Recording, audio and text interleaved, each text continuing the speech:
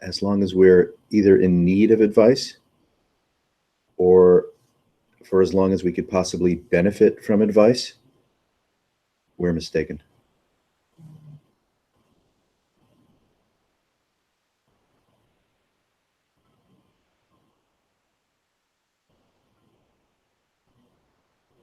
Pointers? Hmm? Pointers? I'm thinking about what we do here. I'm not hearing much advice normally, but there's discussion of something. Clearly it resonates or I wouldn't be here. Yeah. Well, no matter what conclusion you reach about anything at all, that's what you think. Don't attribute it to you, is that what you're saying? Well,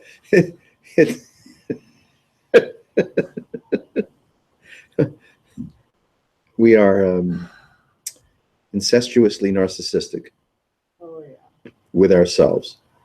Everything we think and feel and the advice that we've been given or the advice we'd like to give, the advice we'd like to hear, commentary, pithy spiritualisms, angel readings, you name it, because we're all about us. Of course. Yeah. So if there were a collapse, you could say, of habitual self-interest,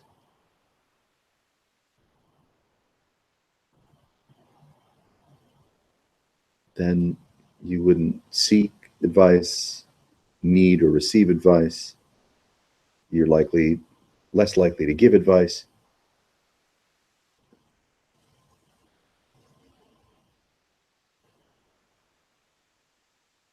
Nirvana is this that is,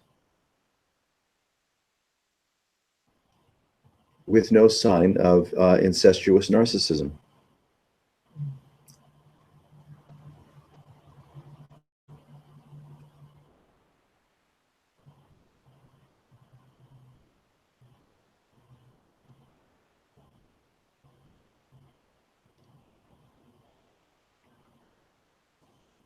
You're not interested in, let's say, reciting or convincing yourself of the experience you think you're having.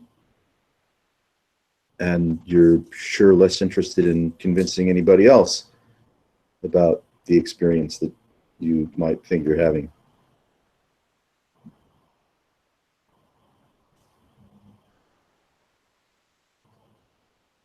So there's a, can we say, a lapse of association with the sensual.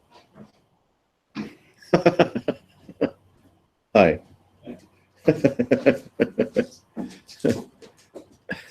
That's nirvana. A lapse of association with the sensual.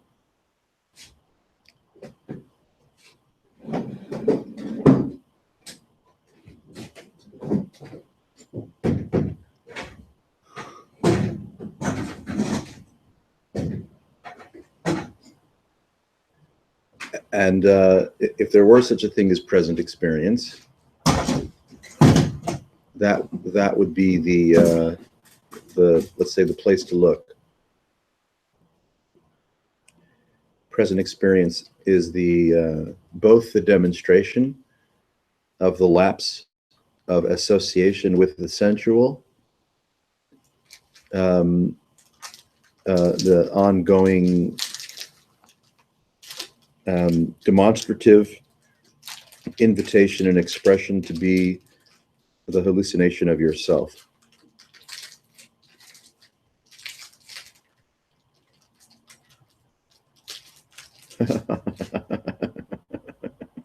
Is it me or does the downstairs smell like a barn? Well, those infants, I think when they turn off the baby monitor, they start passing around the rye.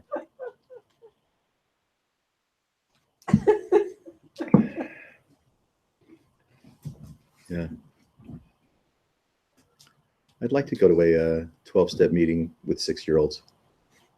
That'd be a hoot.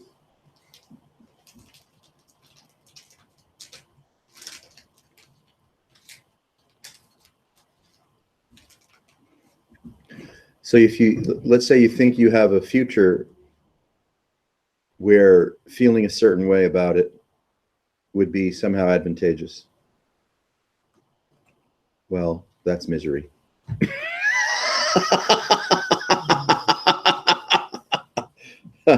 Let's say you have a past where you have the gift of a million if onlys, because whatever might have occurred in the past and or the way that you felt about it then or have felt about it since is just an endless stream of if onlys, and that's misery too.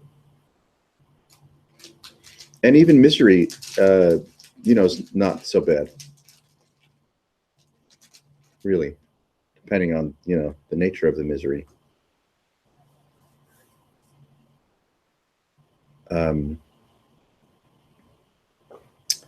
Like if you were an LGBTQ kind of person in one of those, nations that hate you, that can't feel so good.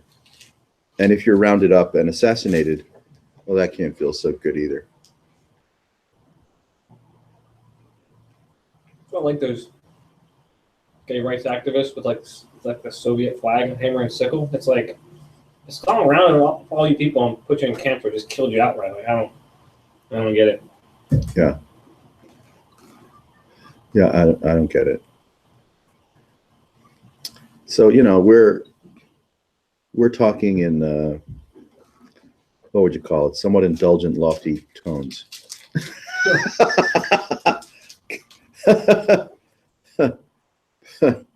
Hi. Because we can.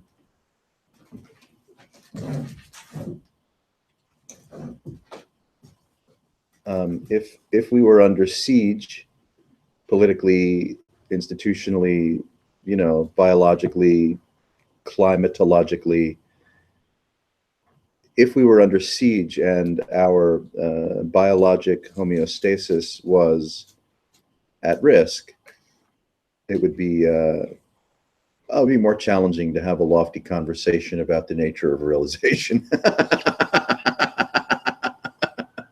Even when you're like really sick or something, it feels that way. Yeah, sure. But there does seem to be a kind of this isn't about living. If this isn't about living, this is not about living. Yeah. That's a very different Yeah. thing that creeps in. Absolutely. What do you mean if you're not worried about living? It's just not about living a life at all. But yeah, you can start with it's not about like whether you live or die or how healthy, it's just not about living a life at all. Yeah. It's a completely different, Right. Yeah. So that's a kind, it's a kind of permission to have this lofty conversation.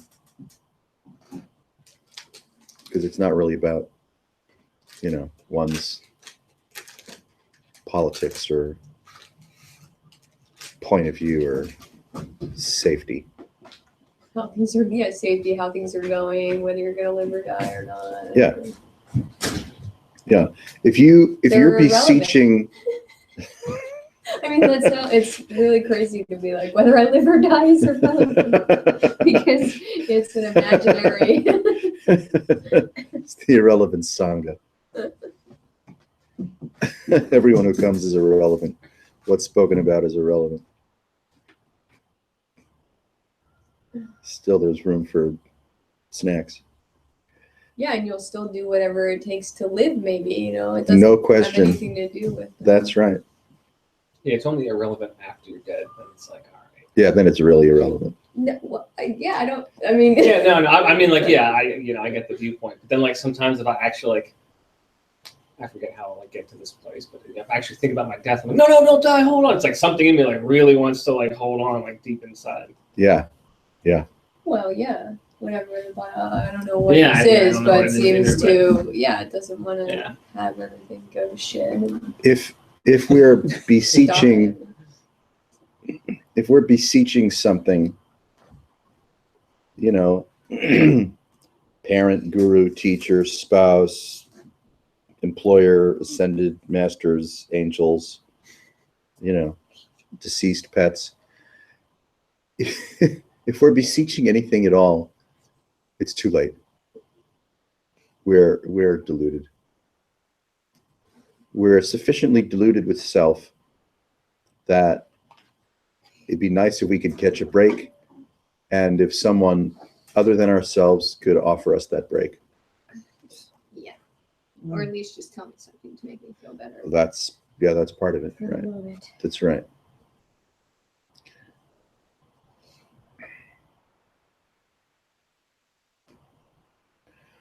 So nirvana is the lapse of association with sensuality. And that sensuality is not just physical or biological sensuality, it's the sensuality of consciousness and the stories that are told about the epic of myself.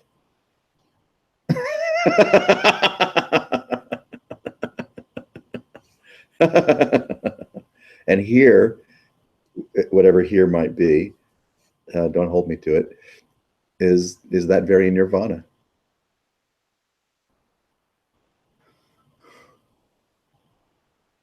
This is the lapse of self-infatuation, of incestuous narcissism.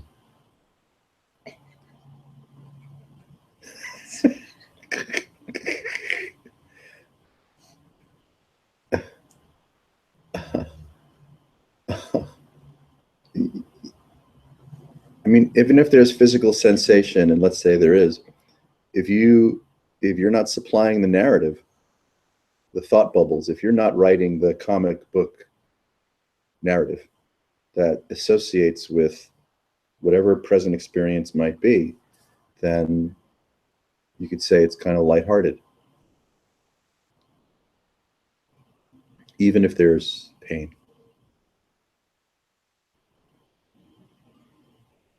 The habit of mind is to turn to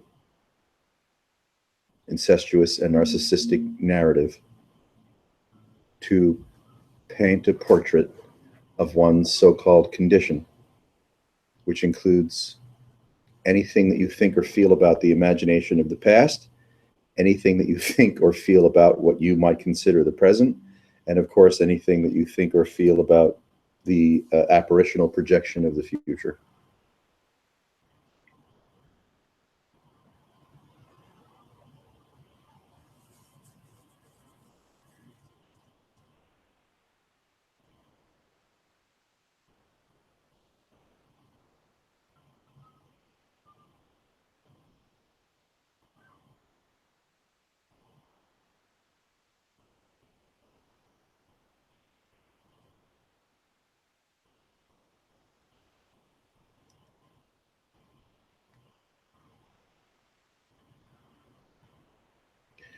Present experience turns out to be a ecstatic beatitude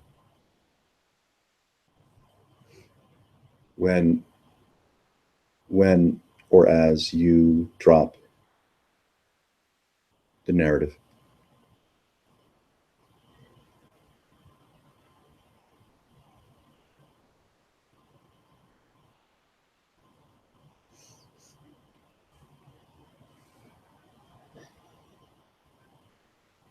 Did you guys talk about the angel reading already? No, we hadn't gotten there yet. What? That was good. Well, when you need money, I guess. You've been giving angel readings again. Been getting them. Might as well blow smoke up someone's ass for it. I got to write her back. I was like driving, so I couldn't read it, but all I saw was like some kind of giant green and blue angel. I'm like, man, I really got to read this, but I almost died like while reading it. Yeah. All right, It wasn't meant to kill wait. anyone. Yeah. Shouldn't be driving and reading this email at the same time. Right. Yeah. It's pretty funny. Oh, God. What was the other thing she does now? Angel readings and Healings, distance painting, healings, music. She's a new age. hooker. She's a new age hooker, yeah. Pretty much. Oh which is very funny because it's such a juxtaposition from her let's say backhanded rigor of her non-dual expositions, which dismiss everything as imagination in a kind of, well, in an endearing manner. I think you had even like sort of like criticized her for being like too much like that. Yeah, because she can really lean on it. Yeah, She took what you said to heart. She's trying to balance it out a little bit. I think she's trying to balance it out by going with angel readings. Most likely she needed money. She needs Going money. with the hooker thing. I think that's the most accurate. You can't make a She's living. like, what do you want me to do? Give me some money. You can't make a living telling people they don't exist. Yeah. They're not going to Angel chop. readings? They're not I'm going to in. cough it up. Yeah, cough it right up. Angel readings is fine. It almost seems to like degrade her to like buy one of those. Yeah. Yes. I know. Oh, man. Yes. I mean, was that your intention when you purchased one, right? Like, It is kind of like getting. Don't ask me. You know, just like. It just, it showed up in my lap. I just hit click. I was like, wow. I'm going to write her back and saying, hey, that was really nice, but here's $20 and tell me the fucking truth about myself. how much did the angel reading cost? $10 British pounds, so $13 and change. Yeah. You bought an angel reading? I did, from an enlightened woman. And what did she say? She told me about a Did you tell big Beth about this? blue-green angel and rusty tools and naked men and fields of barley. That was the part I really liked. They weren't naked. Wow. Did she That was accuse good. you of being like maybe a little gay with blue-green angels? 'Cause I don't know. That's fun. I don't know. I was Did so she talk excited about when I got it. homoerotic? Yeah. I was so excited when I got it. I thought, oh man, she's going to get right into my shit here. It's going to be so embarrassing. I won't be able to share it with anyone. Then it turned out to be vapid. Yeah. Fluff. Yeah.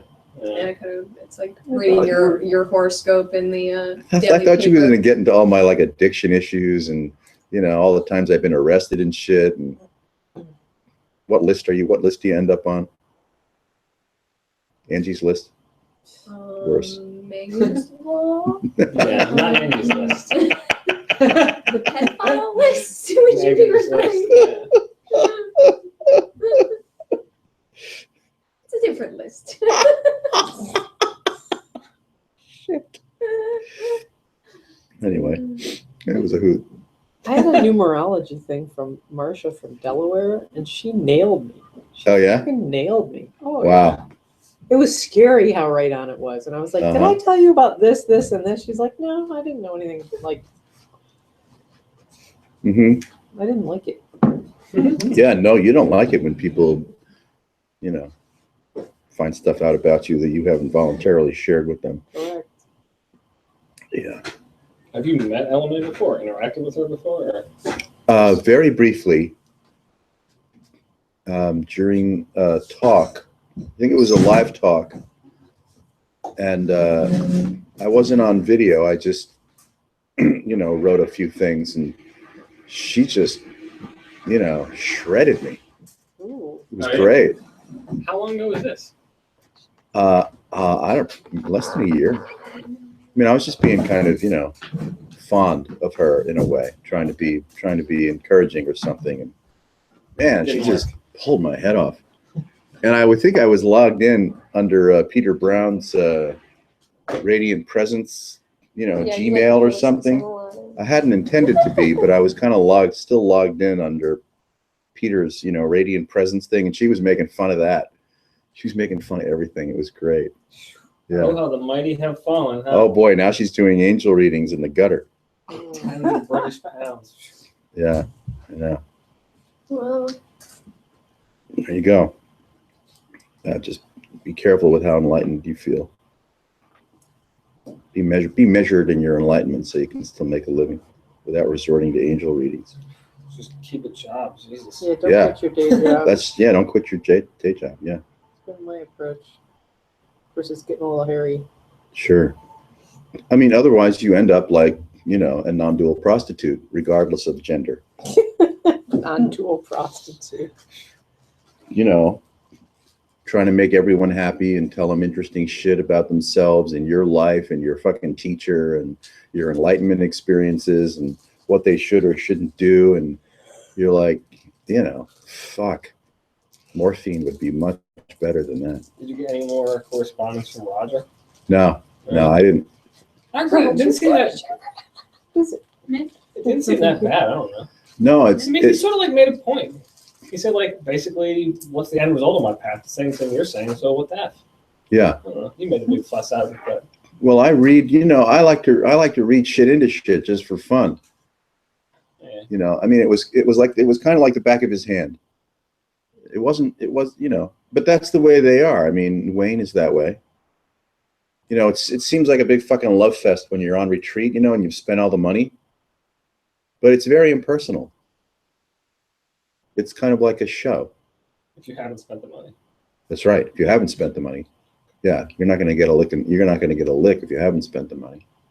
Not gonna get Yeah, you taken? just get like a little We'll pat on get the a back and like, oh, we might talk and we'll get more into it, whatever. Yeah, that's right. It's all come on. I can't do anything here. Yeah. That's this Friday, right? That's tomorrow. Tomorrow. Oh, shit. Tomorrow. I forgot. Jesus Christ. Oh, I know it. Yeah. Fun comes up really fast. I thought today was Friday earlier. I mean, like, just seemed like Friday, but Huh. it's already been a week. Turned out it's not. Yeah. It's Thursday. That's in Bethlehem. Yeah.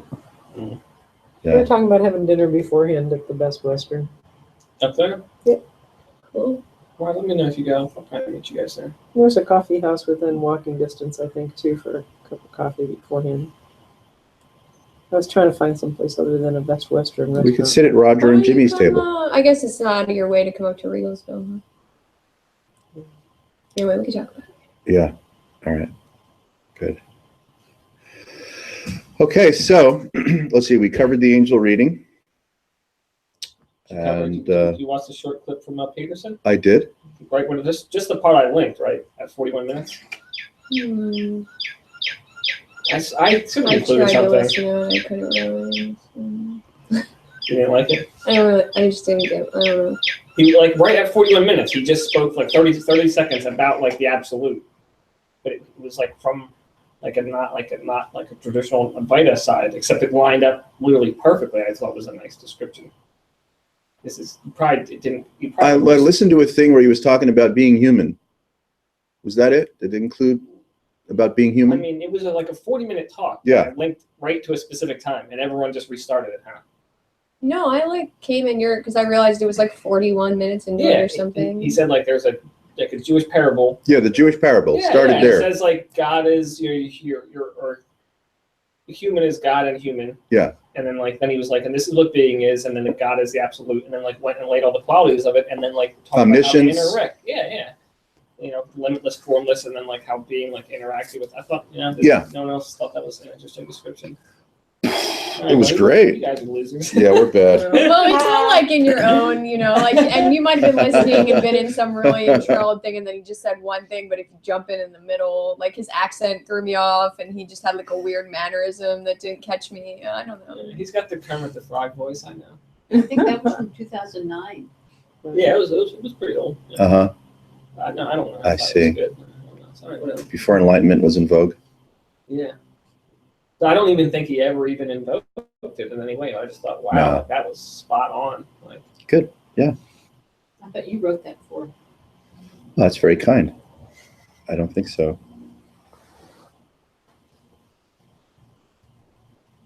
Suzanne, she emailed me. I think she liked it. Good enough for me. There you go. You got one. We got one. We're That's good. all you need. One person for one high five. Let it rest. Yeah. So we covered the angel reading, Peterson's remarks on non-duality, and self-realization. We're all But I- losers. Wrap it up. Except Ryan, he's not a loser. Everyone else is losers. It's good to have one non-loser in the group. There's something to aspire to. He's young enough to still have a chance. Leave while you can. Yeah. Don't walk, but run. Run from here. You told me that. I didn't take it seriously. I should have. Uh-huh. Well, it's my obligation to Too mention late it. now. I can't promise how you take it.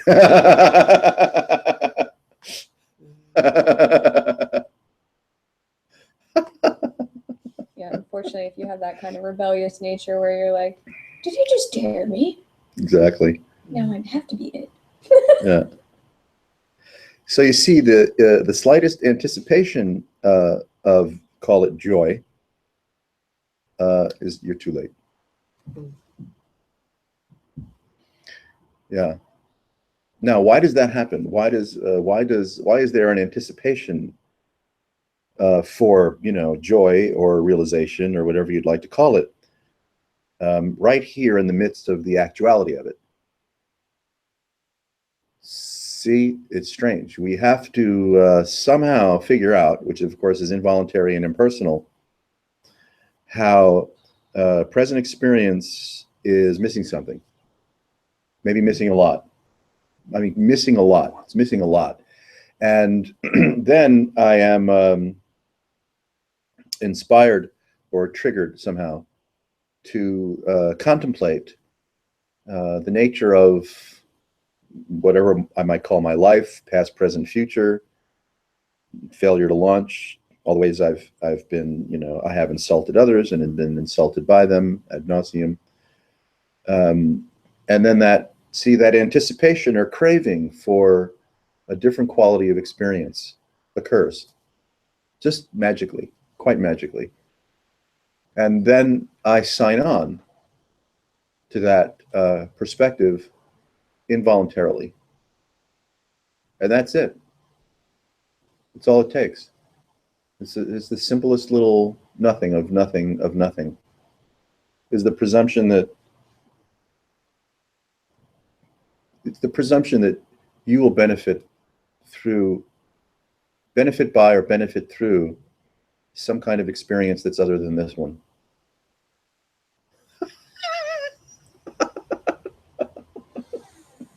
So there's call it a streaming quality of refusal.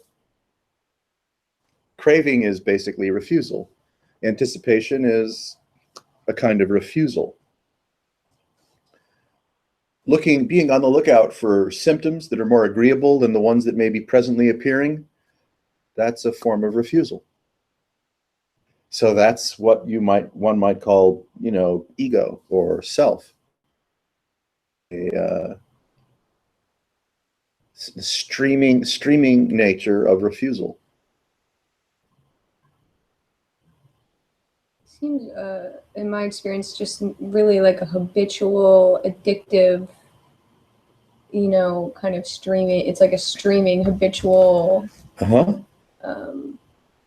It's just feels like any other addiction I've ever had. Well, sure. It's just like, yeah. There's no break. In most addictions, it's very hard to get a break. You just need a little bit of space. It's really the best joint I've ever smoked because it never goes out. Yeah, you just need a little bit of space, but you can't get it. It's so hard to.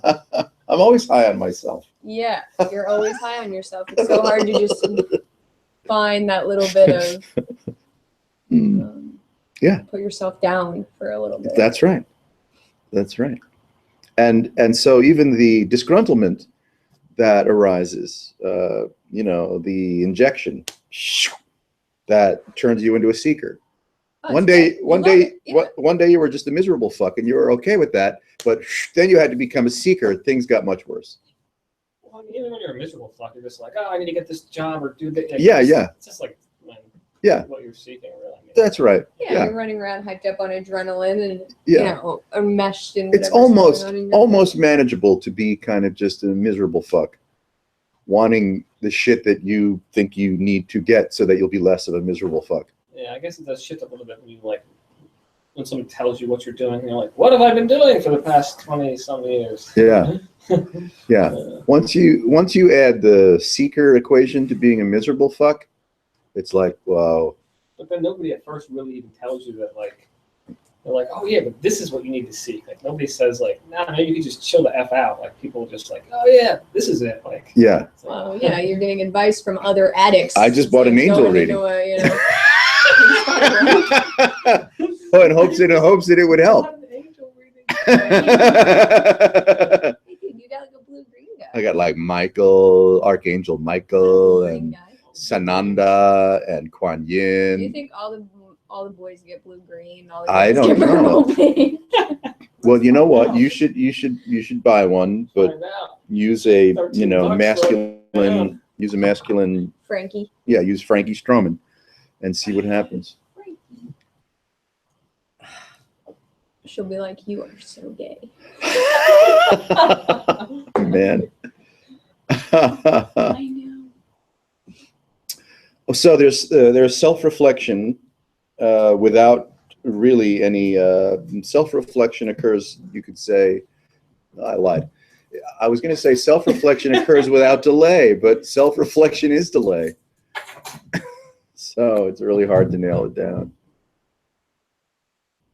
If I am noticing some kind of irritability or absence or craving, whatever it is, right? That only arises through the reflex of interpretive self-reflection. Because you have created a conclusory response, maybe a very sincere one and very well considered and highly intelligent, but you have created a narrative having to do with your so-called present experience.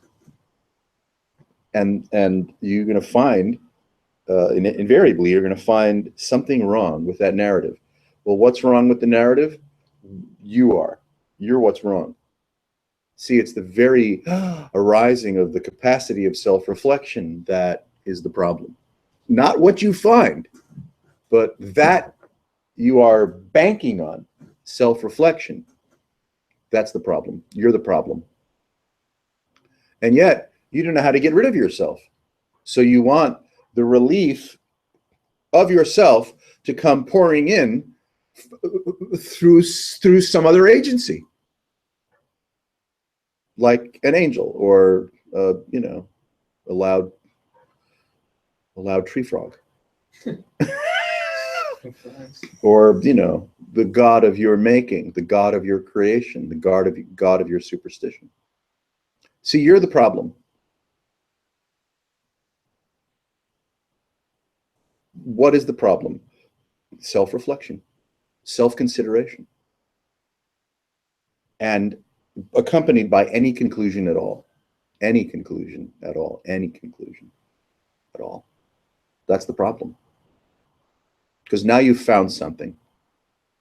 Now you're oriented to the sense of yourself having found something, and you're miserable. Not because of anything else other than that very act. We will turn circumstances and events into the usual suspects. We'll blame everything and anything else as being why I feel the way I feel, why there's insufficiency. But no, those are all after the fact. The primacy of one's irritability is the presence of oneself, is incestuous narcissism.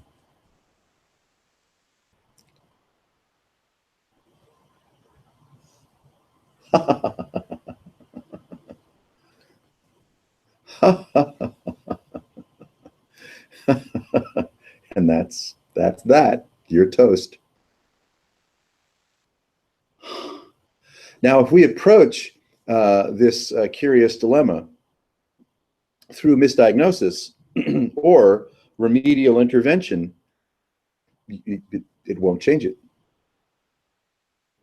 It can't change it. Remedial intervention, regardless of how lofty the spiritual practice is, or the purification is, or how many times you either say Hare Krishna or put catenines on your raw flesh, it's not going to help you. It can't. no intervention can assist you in the erasure of your incestuous narcissism.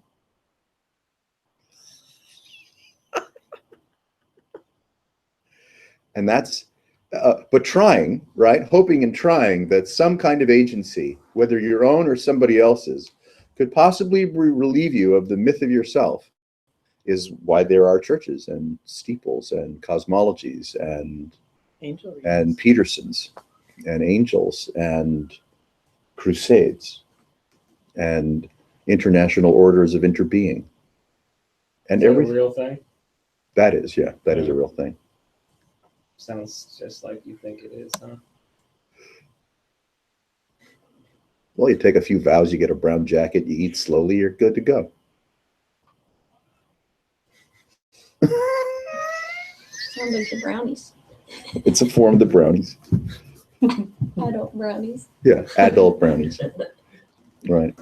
Were you a brownie when you were younger? I think for like a hot minute. I can't picture They it. threw her out. I can picture that. I probably left. She was a pot brownie. Yeah. Yeah. I was probably like, wait, my mom told me this was gonna be. Oh, you guys are gonna make shit? I'm out of here. You guys are sober and you're gonna make shit? Yeah. I'm leaving. You see, even if even if you string out cryptic or casual remarks about, you know, yourself, your ego, your this, your that, those are, you know, they're entertaining because they're about me. You know, I love to hear even obnoxious things said about myself because it's still about me, and I can get a good chuckle of just how fucked up I am, but it won't necessarily help. I mean, chuckles are good, you know, get as many as you can. There's no question about that. But unless you really call it lean in, but not lean at all, into the presently appearing apparitional hypnotic suggestion of one's incestuous narcissism, it's too good. It's too good. It's got you.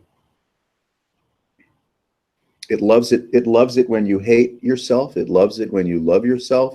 It loves it when you're happy. It loves it when you're sad. It loves as there's having some always orientation. something to say about the imagination of your present condition. It's got you.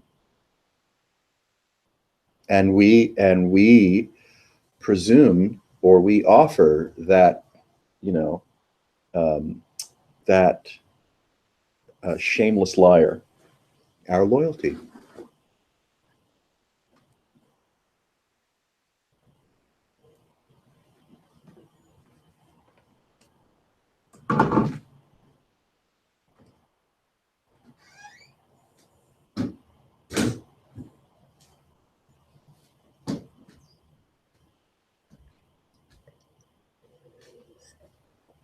We unrelentingly turn over and over and over again to the imaginary authority in our own head that pretends to tell us what's up. And then we find, you know, this some kind of psychic or existential disquietude. We're not sure why, but we'll end up blaming a million things for it. But none of those are the reason. If you place your blame on the wrong set of thieves, you can't wake up.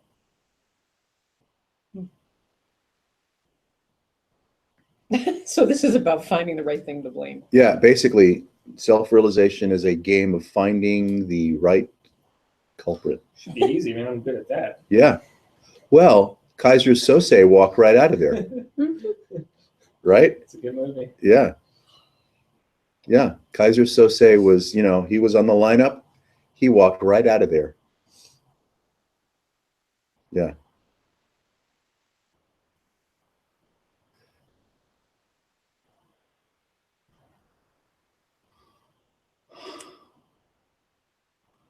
If anything is anything, you're too late.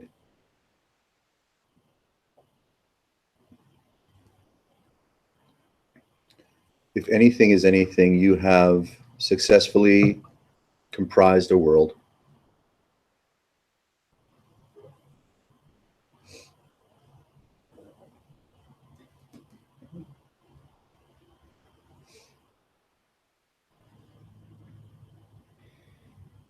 So that's the habit of deceit. The habit of deceit insists over and over again, semi-consciously, if not unconsciously, that this is about something.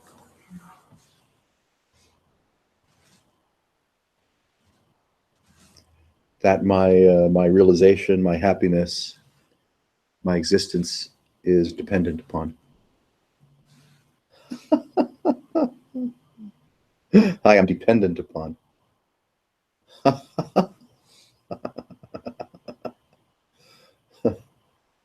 Yeah.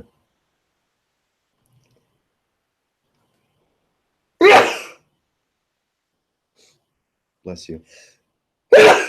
We do seem to be dependent on a lot of things in this place. Oxygen, Yeah. food, Sure. gravity. Yes. Yes.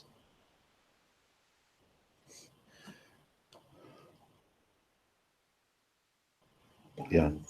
Well, of course, if what we're referring to as consciousness is accompanied by the accoutrement of biology or physicality, then yeah, then A life lived. which includes a life lived, of course, yeah. Then yeah, your entire being is a dependency, is a codependency relationship with forces that you obviously have no control over. And that could be a fun string to pull on, because that could render one realize just as easily as anything else can. Pull on the string of how many things we imagine ourselves to be dependent upon, and you might see that you can't find anything. What, like take a look?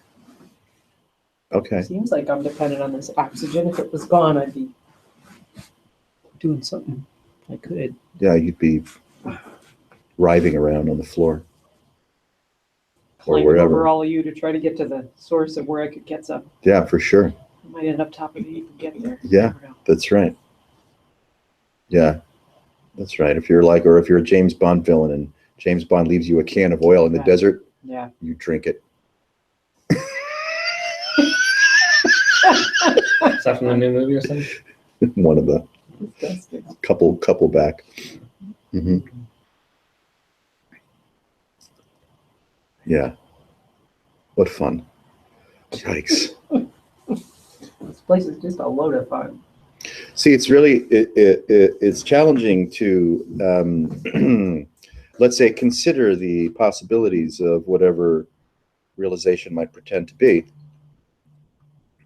Because we're always reflexively looking through the lens of body, through the lens of consciousness, through the lens of sensuality, through the lens of my mood and my sentiment and my stuff, and all the good works that I have performed that have not yet been rewarded on earth.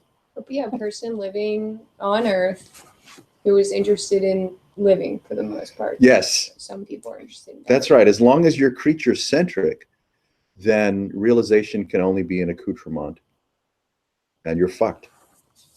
Everything is like an accoutrement and you're fucked. I mean, everything is, because it's so fast and so changing and so Yes. nonsensical in that realm. Uh-huh. There is no sense to be made None. in that realm. Yeah. Especially Nonsensical ambiguity. Good luck. Yeah. So see, even the fondness that I might have for enviable spiritual experience that I'm sure Roger Castillo has, that envy, right, springs into being from nowhere at all. And the envy frames the myth of oneself.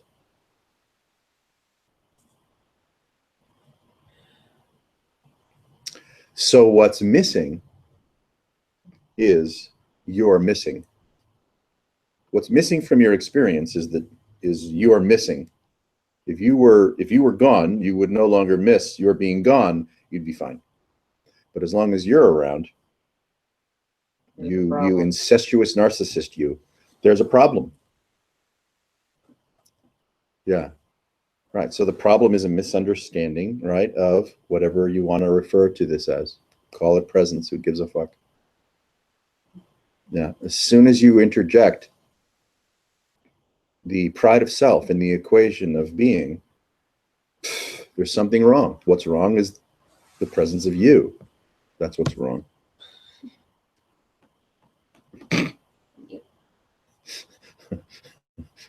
And then failing to see that, which is common, we want amelioratives for the nagging problem, which is the presence of myself.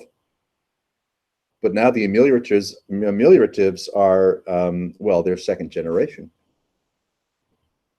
They can't work because they're all superficial. Or like you see it and then you're trying to get away from yourself, and that also is a dead end. It's Yep. like, oh, I'm just so tired of myself. I just want to get away. Yeah. Like as if you can somehow, Yeah. Yeah. It's like wanting to get out of consciousness altogether. I would guess. like to distance myself from myself. Yeah. But since I suffer from incestuous narcissism, I can't seem to create any space.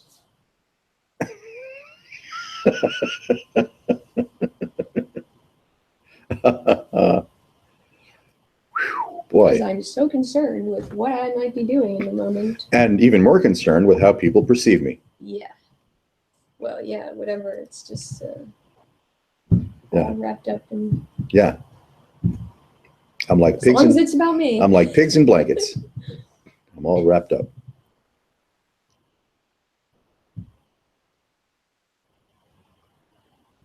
It's wrapped up in bacon. Mm. You have to have a bacon party. I had turkey bacon today. It was so good. Oh, nice. I had bacon party today. Phew. Cosmic. Really liked it. Yeah, I didn't notice that there was no bacon party in my angel reading, and I was a little disappointed. All of your problems will go away if you would only have a bacon party. Your friend, Archangel Michael. Woohoo! I know, you probably would have been more excited too, right? I would pay That would be extra some for that. legit shit. Can you imagine if that's what she sent you? I'd be like $10, $13 well spent. Oh yeah, for a Nailed bacon it. party, Yeah. nailed it once again. Did you read my mind? Yeah. God, you're reading my mind from across the ocean.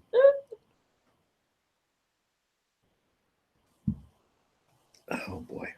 Imagine if you just sent back like, "You are an asshole." Yeah. I was hoping that's what would come. Yeah, I know you. You are an asshole. Don't ever buy an angel reading again, and I'm keeping the $10. What? That would have been like, yes, right on the money. Yes, I had some bacon mailed to your house. Yeah. If you have a consideration of yourself or your stuff or your past, and it's fabricated. You fabricate the hallucination and the imagination of prior experience.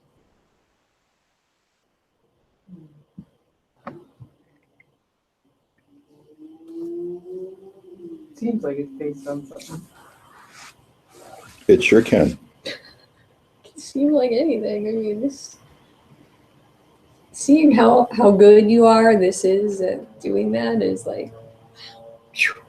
And you don't, you like it's after the fact. You're like, It's like talking to a really good, con artist, and you like ask them something, but you never get a straight answer, and then you're walking away, and you're like, That's you. wait That's a right. minute. Missing my wallet. I Yes. asked, or, Yeah. they never answered. I That never might got be. any information out of them that I was interested in getting. They just ran circles all around me and then spit me out. That's us, right? That's our own mind. Yeah. The con artist of our own mind. Yeah. Steals everything we have and never answers any question we've asked. You're like, I never. Wait. Then you die. And then you fucking die. You're like, I think I've been conned. It's a little late Yeah. for that insight. You can write your wife a note about it. Roger Deaver. Yeah. Hey, wait a minute. Hey, wait a minute. I've been conned. That's useful. Yeah. Glad you got there. Might have been more fun a Night, couple night. years. Yeah. Nighty night, exactly. Nighty night. Great insight. Nighty night.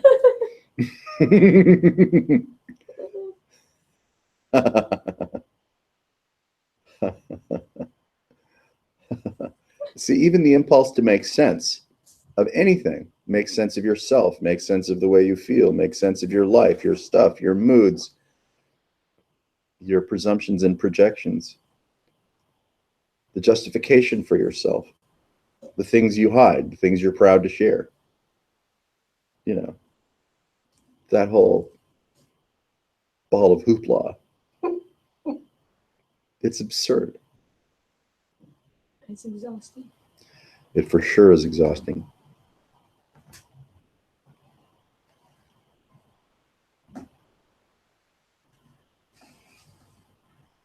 So it turns out that when we, you could say, turn our attention to ourselves, you know, for a pat on the back or a good, you know, a good criticism, a really well-deserved criticism, that's the hallucination of self. And then the way we feel about the subliminal critiques that we're giving ourselves all the time is more fuel for, you know, the sense of individuation. Yeah, watching that is really interesting. I mean, just like one phone call or something can shift the entirety of my work. It's like, Yeah. well, there was complete and total lack, and then I had a phone call, and now there's abundance, and then something else. You know what I mean? It's just like, whoa, that is. Yeah. It can be really quick how. Yeah. One little thing can like shift. And then it's very obvious that is, it's not real. You know, it can't be, not that there's something that's real versus not real, but it's just an orientation. You know, it's just a total fabricated.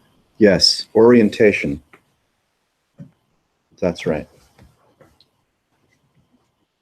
That you made up. So, Yeah, you made it up, I or mean, this yeah. this made it up, and you know, named you in the suit.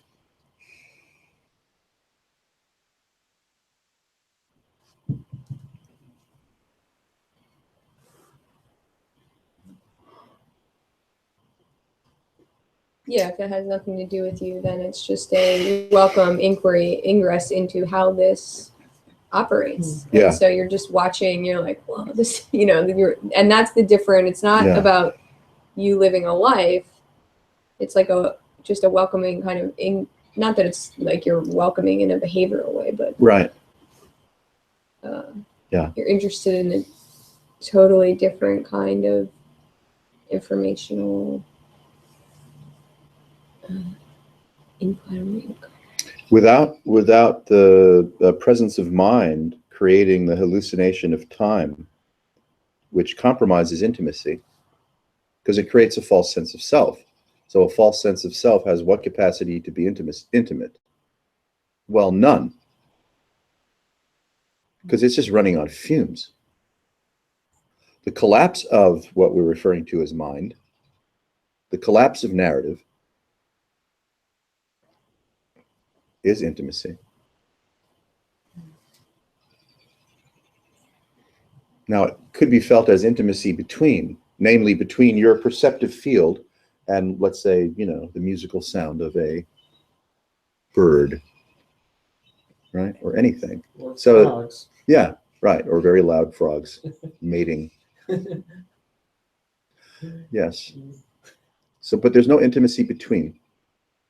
The collapse of narrative is just, right?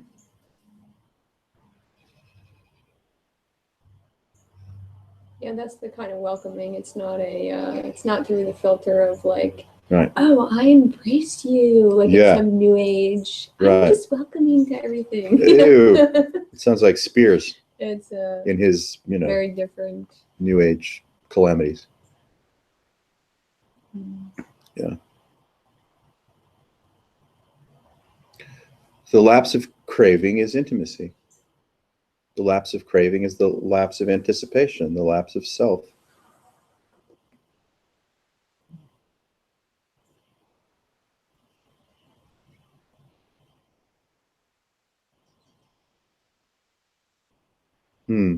See, the reflex is that, oh, I should do this, therefore, I will do this, therefore, I will cultivate this, therefore.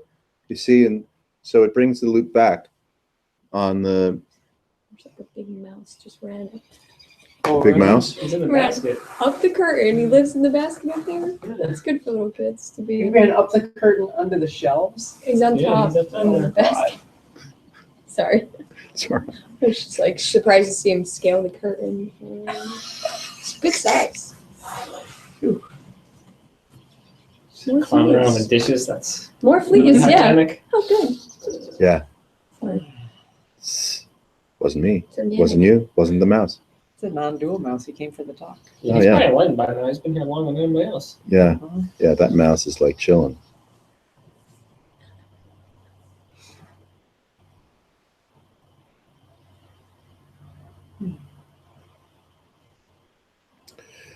It's like is already is already is already. It's already is. Who invited you? Is already is. Who invited you?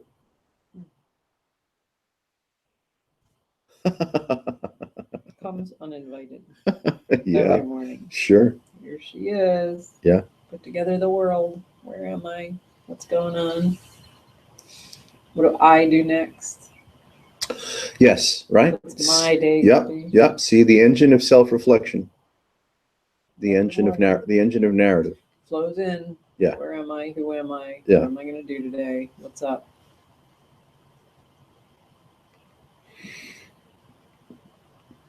And there's no admonition or suggestion that should stop or you should do something about it or wouldn't it be great if that weren't occurring? None of that. It's like perfectly swell.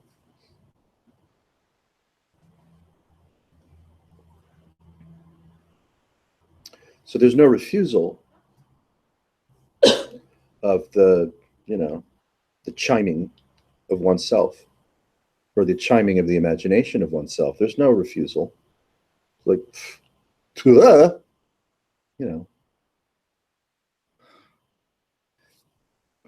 somehow we can say after, a little bit of time, a little bit of repeated curiosity.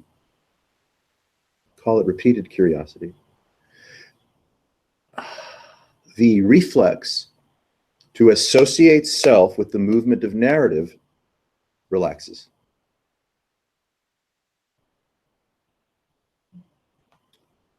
And so the habit to go to narrative for vetting and validation relaxes.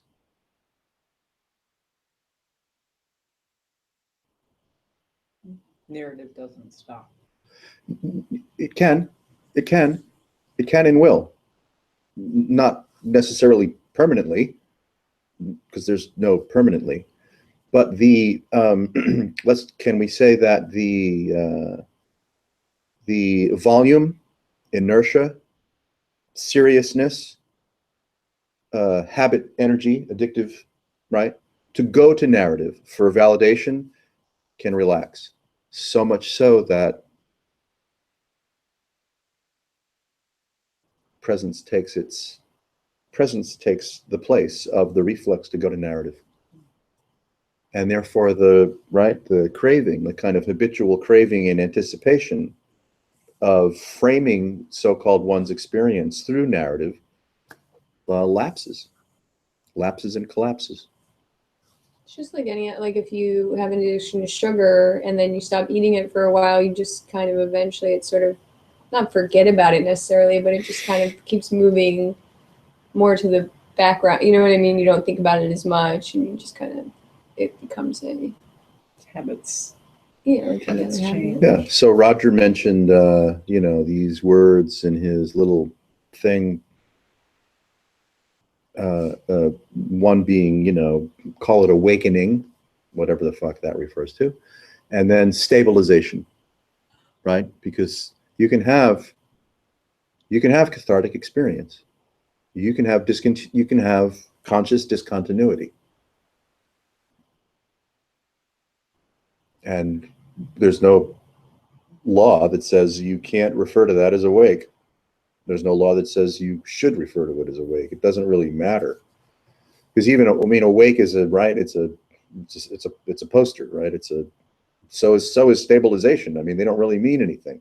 But there's an implication that awake could suggest lapse of personal continuity, and that stabilization that's where you chill.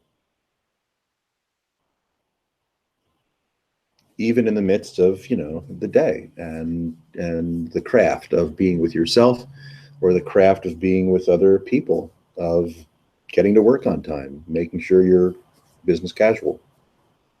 Dealing with your new neighbors. That's right.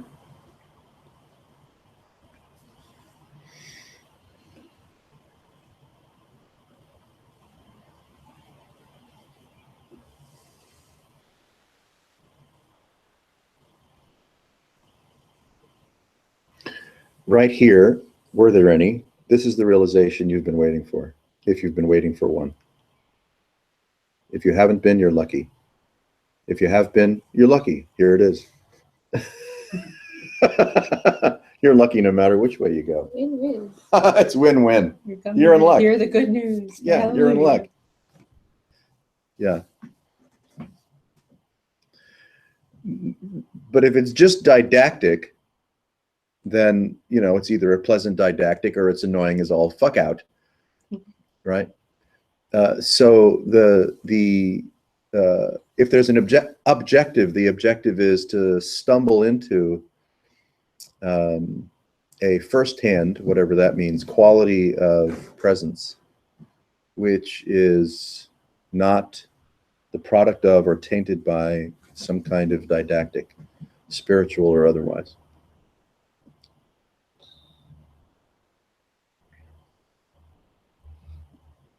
This so-called moment is the demonstration of the absence of yourself. It really is. What else could it be? And curiously enough, it can also appear to be the nagging, dogged, never to let go presence of the hallucination of yourself. Go figure.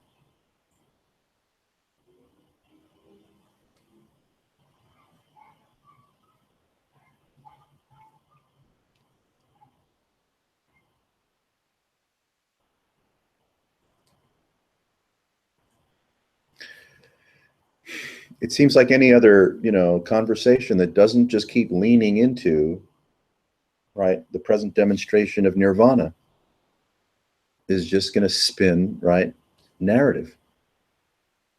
And that's all hypothetical. It's all conjecture. What happened to me? What hasn't happened to me? What I hope will happen to me? What if I do this? Then what will be the outcome? If this happens, how will I respond?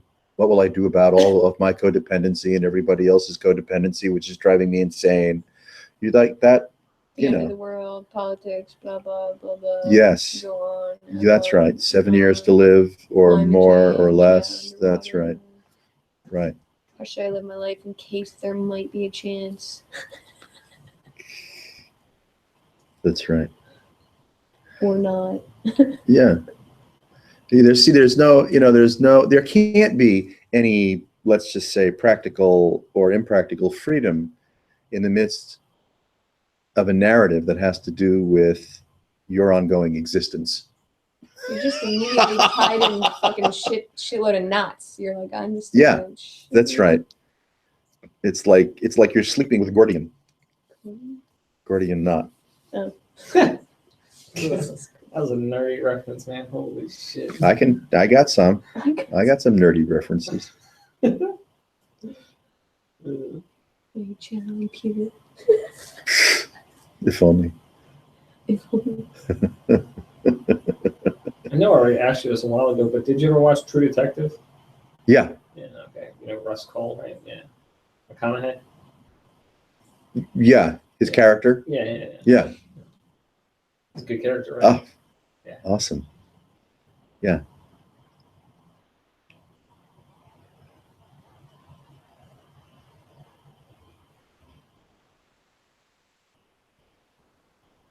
Yeah. Well, his unraveling of that mysterious underworld Yeah. is a nice metaphor for realization. I knew that was coming. You're pacing me. You got me. Busted. Yeah. Because you are running a secret society of one in your own mind, and you are every kind of offender. I mean, in that was primarily, a serial sex offender of minors, et cetera, et cetera. So we don't have to accuse everybody of that in this room. Not everyone. But regardless of the secret society that you're running, that's, yeah. That's like Natalie said, when she was little, thinking about what if I created all of that? Yeah. Right. Where did that come from? I know. Like, holy shit, Right. Magical insight. what a- Yeah.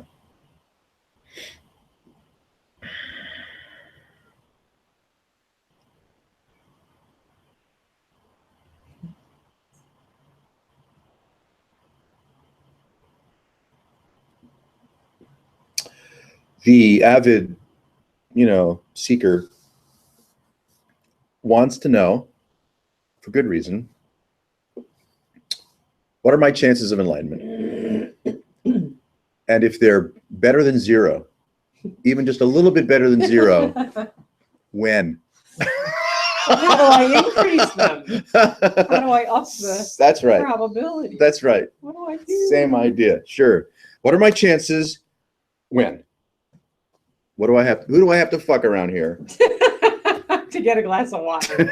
Remember that Suzanne thing at Panera? God, that was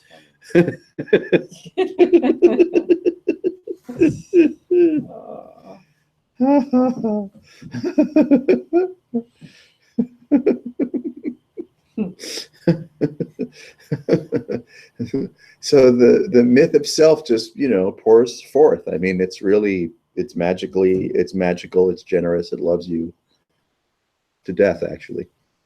The myth of oneself. The instantaneous capacity to create a world that you dwell in.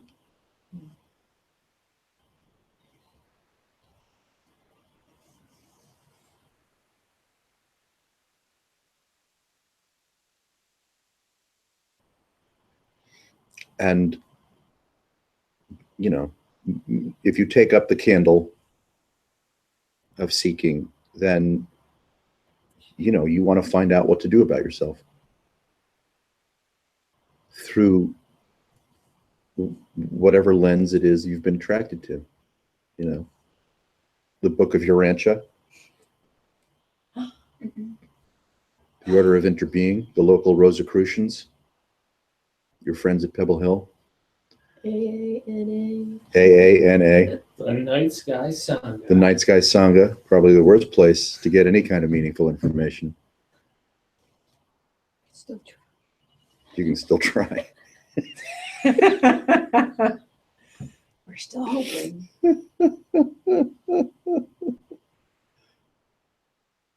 They have curtain mouse.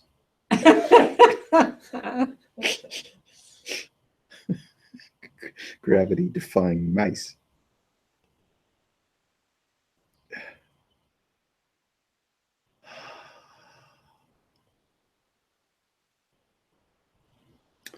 The reflex of what will become of me next is somewhat profound. And it's that reflex, which of course is just a symptom of something, more subtle and stranger than that, of course. But at least it narrates in one respect as what's going to happen to me next. What will become of me next? What will become of me next? What will become of me next? What will become of me next? It's an insatiable anticipation.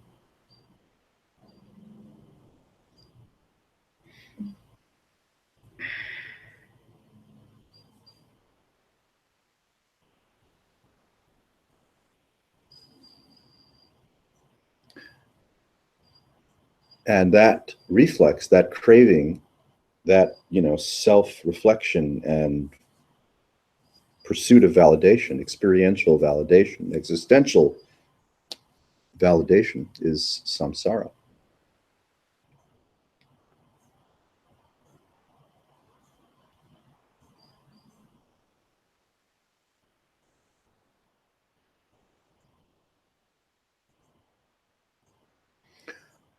What would it feel like if the refrain of oneself stopped singing?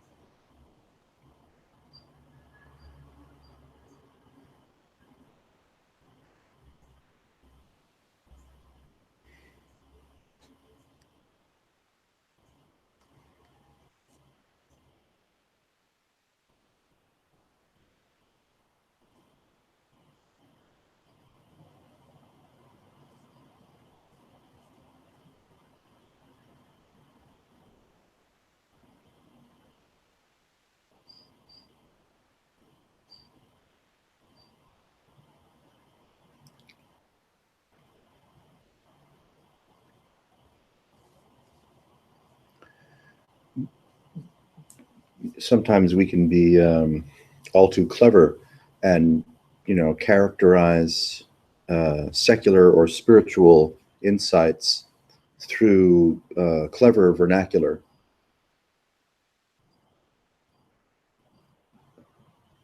It's like we always want to have the last say.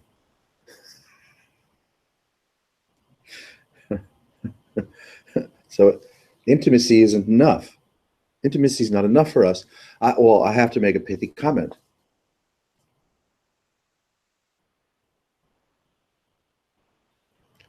I have to look spiritually adept in the eyes of my peers.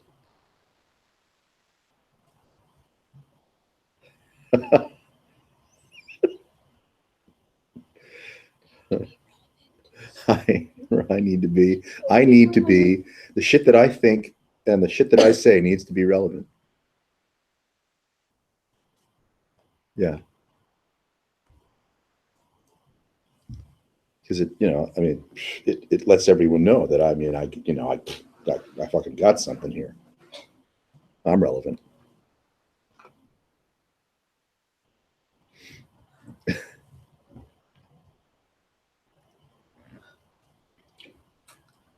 That celebrity reflex seems to be very strong. And just even if it's subtle, kind of, I want to be heard, have other people, kind of. Yeah.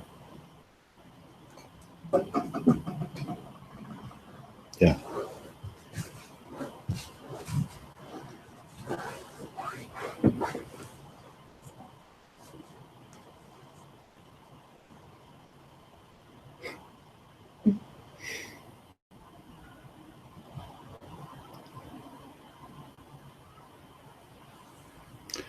The collapse of myself.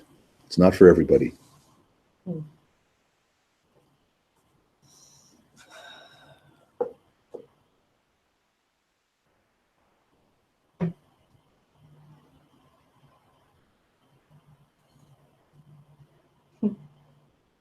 I was talking to Dave tonight about that. What was it, probably 7 or 8 years ago now, we bought that house. Uh-huh. And I had this Pollyanna idea that I'm, be on that porch.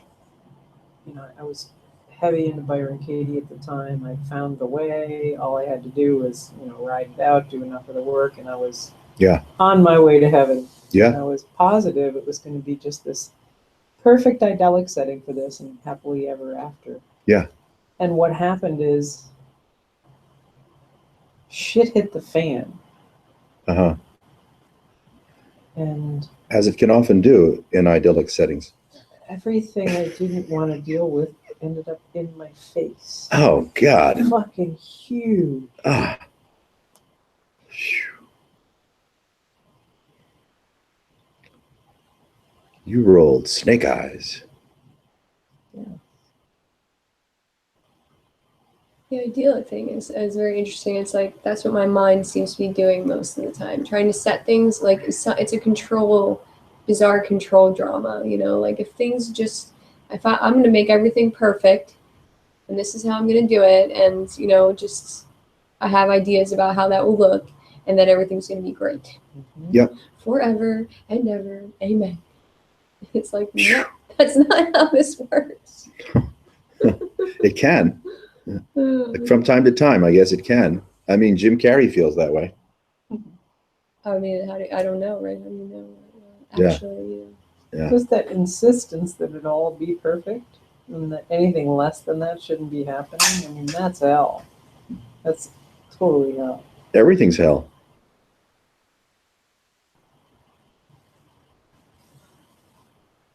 Yeah. If there's the slightest dependency interest in how this is, or how we imagine it or need it to be, you're fucked.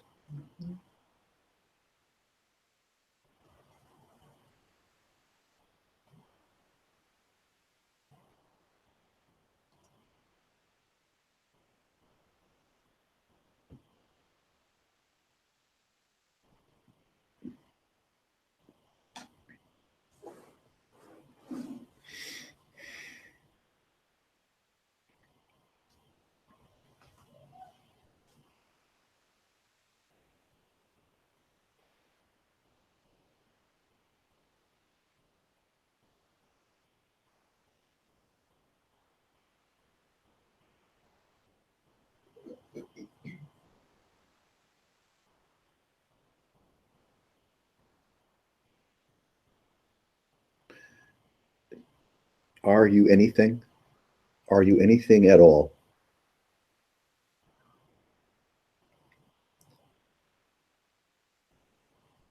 If you can find something that you are, you're in trouble.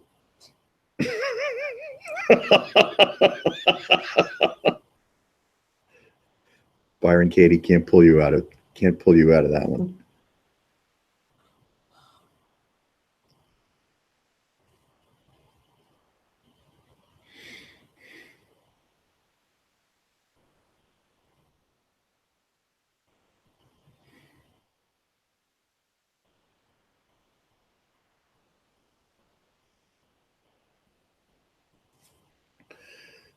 Mind is completely set free when you are nothing at all.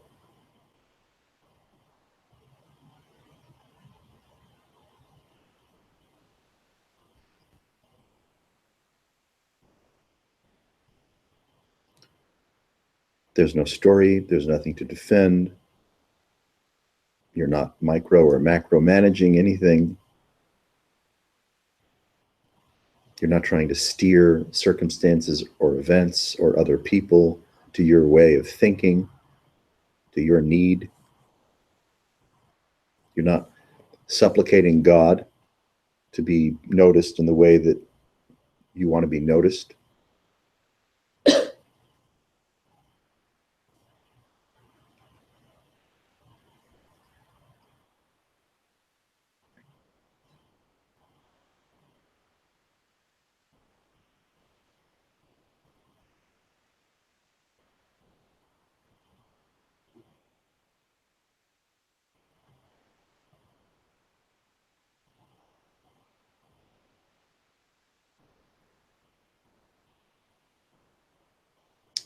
even omniscience, omnipotence, and omnipresence are beneath you.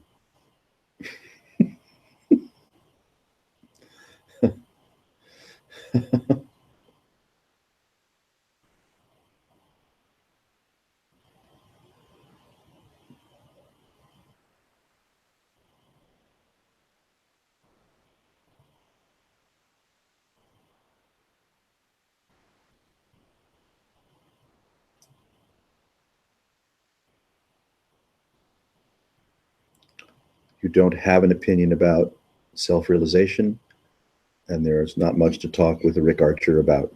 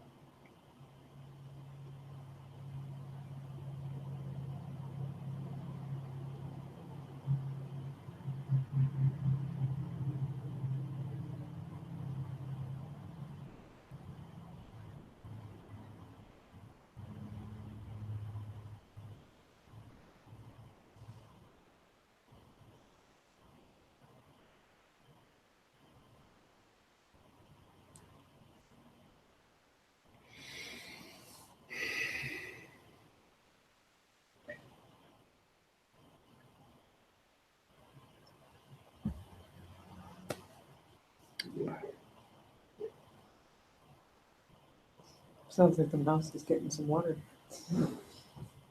Oh, nice little home there. He's basket. Nice basket.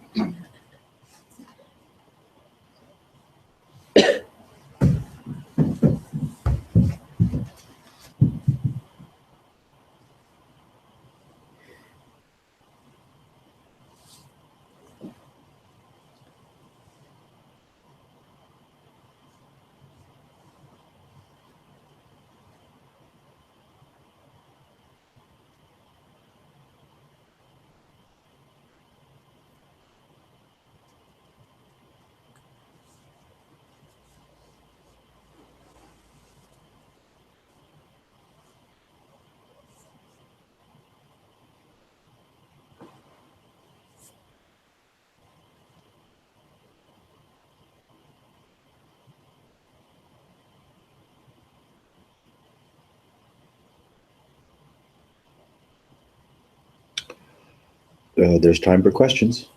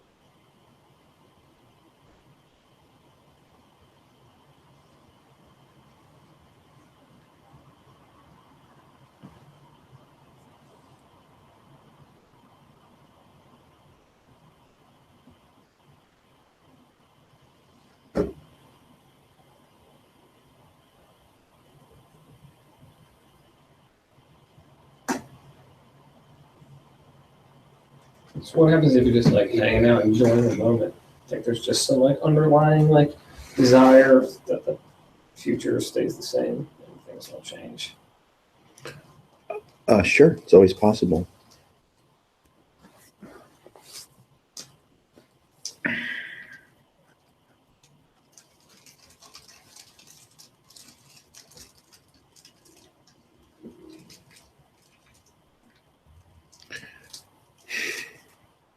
this is principally hallucinating. Or you could, if you wanted to be, you know, absolute about it, you could say it's only hallucinating.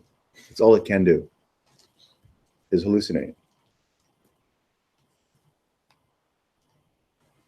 So let's say realization then is the revelation, call it acceptance, which is not quite accurate, that all this can do is hallucinate. So then that, you know, that sense of urgency of finding something relevant, useful, meaningful, valuable to me can only appear in the fog, the mist of hallucination. So the interest, therefore, in any kind of success, not just worldly success, even existential success, is given up.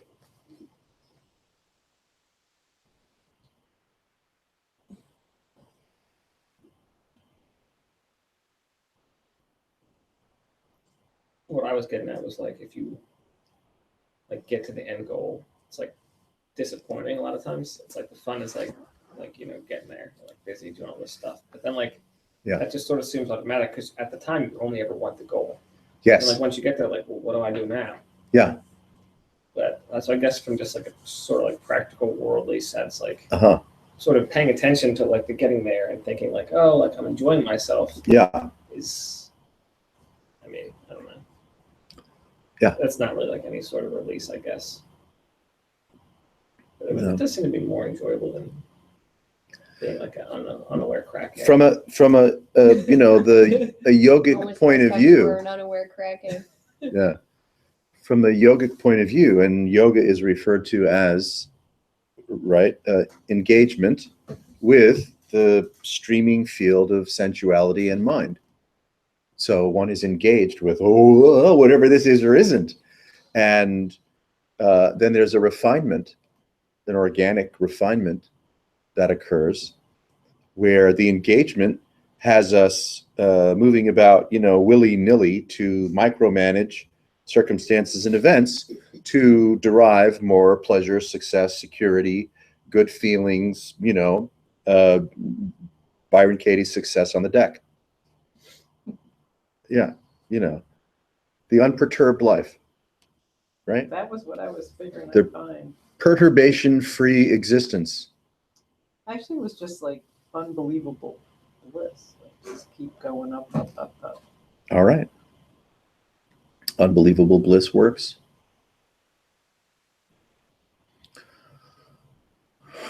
Now, if there's a collapse in that,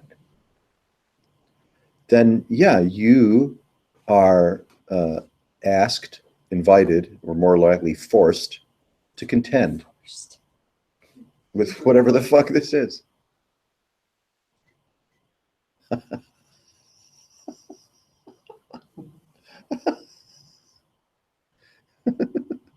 You know, good days, bad days, enlightened days, non-enlightened days, right? Joy derived from the cultivation, from the pursuit, from the, you know, so-called reinforcement. Yeah, absolutely. Juxtaposition of everything. Like, yes. Yeah. Yeah. Is there an end game? Nope.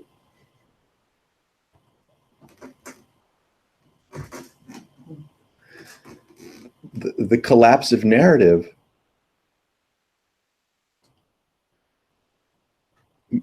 could also imply the collapse of the pursuer and the pursuit, and whatever place on the spectrum of success you might think you are. They're all gone. The pursuer's gone, the pursuit's gone, the spectrum is gone, the present condition, the prior condition, or the future condition, they're all gone.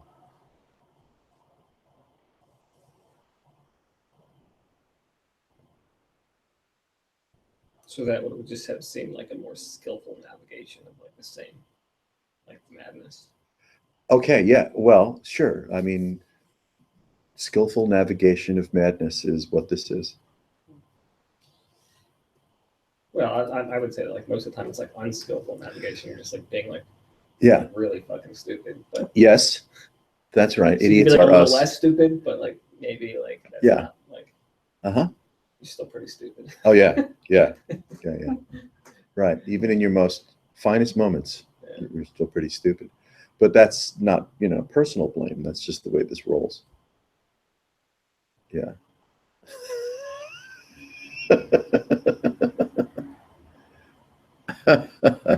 Maybe Anandamayi Ma stopped being stupid. I don't know. Maybe Ramakrishna was no longer stupid, or Nityananda, or who knows? Famous yogis we have known and read about. Maybe Ramana was no longer stupid. I have no idea. I wasn't there. If I was, they would have thrown me out anyway. Being stupid. For being stupid. You're stupid. Get out. I knew that. Oh, you stupid. Yeah. See, it's there's no measure. That's where the giggle is. There's no measure. There's no capacity to measure. There's no measuring tools.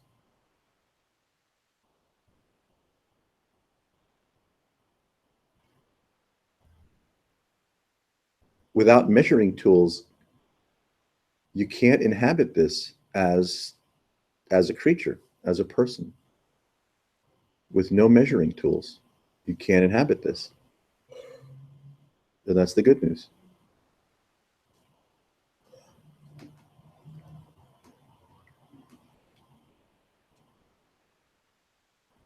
The insistence on inhabiting the ambiguity of experiencing is samsara.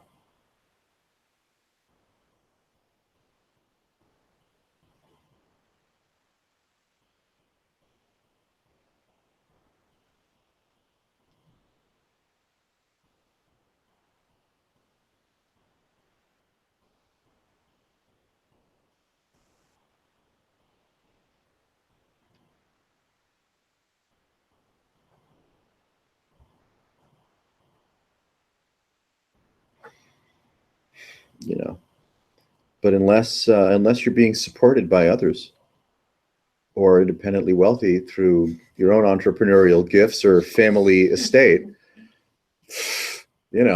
work it out.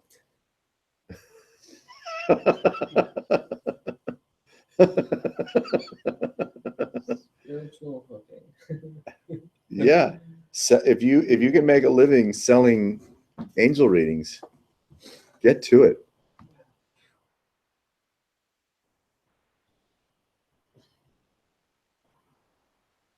Yes, question in that part of the room. No, I'm stretching. Just her arm again. I'm just stretching because you're so boring.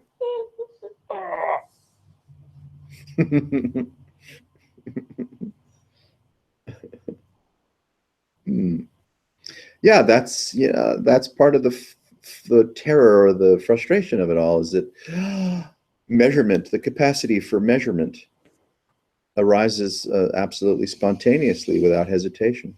The magical power of measurement arises impersonally, not just transitioning from sleep to waking, but all throughout the arc. Yeah, I have like 800 yardsticks like on everything. Yeah. So it's the collapse, of the magical capacity to measure that renders you completely useless. I'll tell the gerbil story. Oh boy. You've been gerbling again? Worse than what it sounds like, except not sexual. But But we're still interested. it is very good. So I read that email about going to that campfire thing on Friday night or whatever it was. Yeah. Right? Yeah. Bring an offering for the fire. Put off and leave it warm. I can take the gerbil. When it gets to be according. And then I read down, it's like, they they want me to bring food too, and now $10 too? Yeah, $10 food and a gerbil. Oh, Wait, I made It's your- Can I Offering drink hot that stuff after Yeah. that? Holy No, that's fucking fine. shit. Yeah. Hail Satan, man. Bring a gerbil roast on the fire. And put it in a big Hot sacrifice. That's what you think they Find want? it on the internet, how it goes for- I'll bring the gerbil.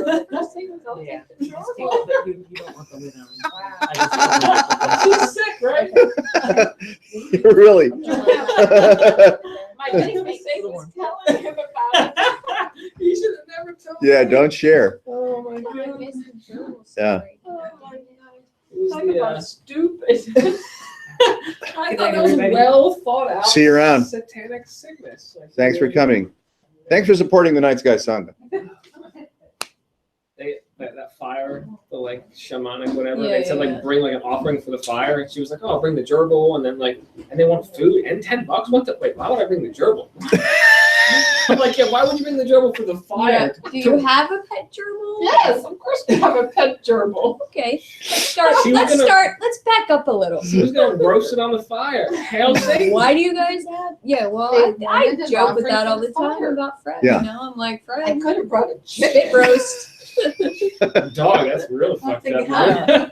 Be a lot You're yummier than joking. a gerbil. Well- He probably tastes like pig. He probably tastes like bacon. Mmm. Oh, good. See, you were just joking. That was your serious thought. Like, okay, I'll just bring the gerbil. Got it. Bring some food. Check. And $10. This is getting a little out of hand. Yeah, it's wait too a much. second. I know, when I got to the $10, it was like a light bulb. It was like, they want an offering for the fire. Okay, I'll take the gerbil. Now I have to bring up food to share with everybody, and now you want $10 from me? Yeah, that's it. I'm out. Then it dawned on me, it's like, oh, wait a minute, it was offering for the fire, not sacrifice. Yeah. But your first instinct was to sacrifice the gerbil. Yeah. That was really sick. Well, that's good. I mean, it's a pagan. It was a pagan invitation. I'm guessing you didn't go to the fire. The gerbil still lives. The gerbil lives. Yeah. I'm gonna catch That that was mouse too and funny take that though. mouse. Yeah, that's how those people are, dude. They're like special shaman names, and they're little. I'm like, I'm not falling for that shit again. Picture of her like dancing. I'm like, Oh, they're always like adorable and really well built. You're like, oh, another hot chick I don't know about with a adorable, it's just, like, sanctuary. weird They're new age chick. Well, Yeah. whatever. Yeah. Good story. You could ask for offerings and see what The you worst I got house right there. Sounds like a new Night Sky Sangha post. I'll bring the gerbil. Oh, boy. Uh, You try that in with your angel reading. I think that Thanks would be really good. for joining us, everyone. I hope you had as much fun as we did. I really do.